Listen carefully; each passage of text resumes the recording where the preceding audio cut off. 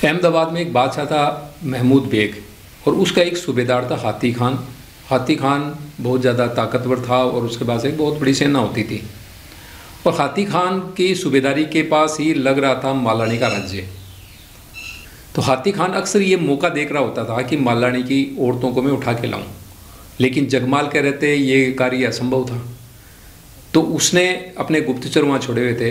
तो एक बार गुप्तचरों ने आकर के सूचना दी कि जगमाल राठौड़ जो है वो बीकमपुर के भाटियों से अपना बदला लेने कोई गया हुआ है, तो ये मौका है।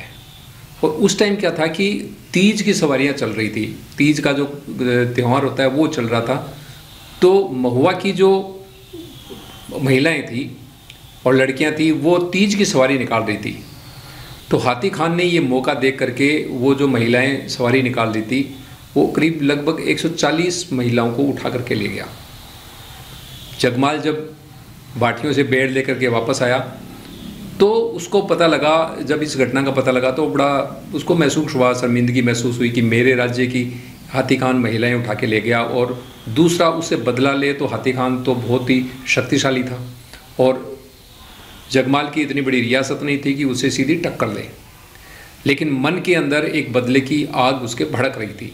मतलब वो हमेशा सोचता था कि मैं किस तरह से बदला लूँ। तो जगमाल के सीने में जो बदले की जो ज्वाला धधक रही थी उसको समझा उनके प्रधान भूपजी ने।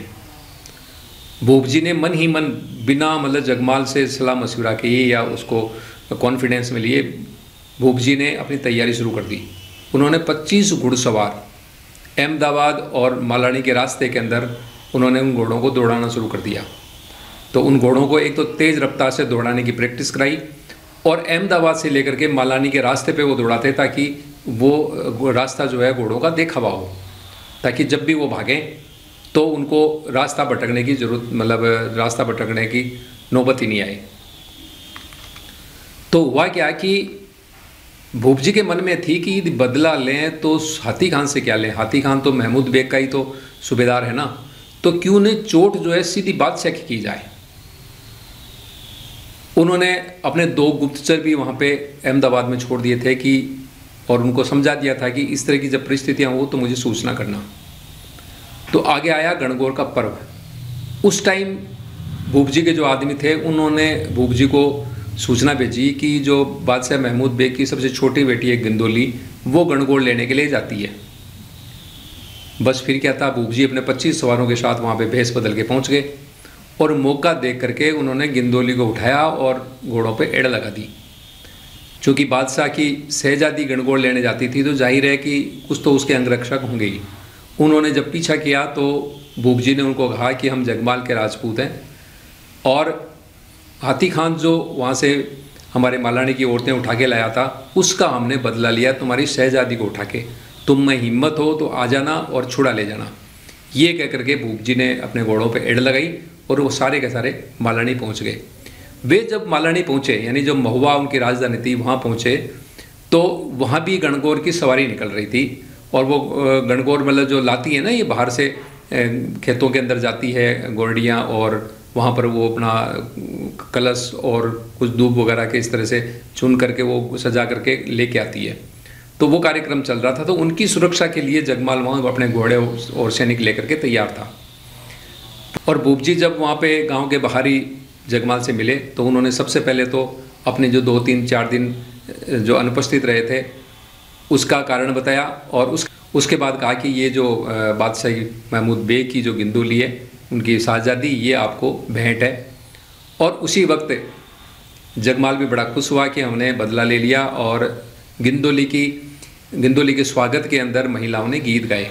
और यही कारण है कि राजस्थान के अंदर आज भी, अब तो खैर नई पीढ़ी भूल गई, लेकिन जो पुरानी पीढ़ी की जो औरतें थी वो गिंदोली के गीत गाती थी। गणगौर के जब ये पूछती है ना तो 2-3 दिन पहले गिंदोली के गीत गाए जाते थे।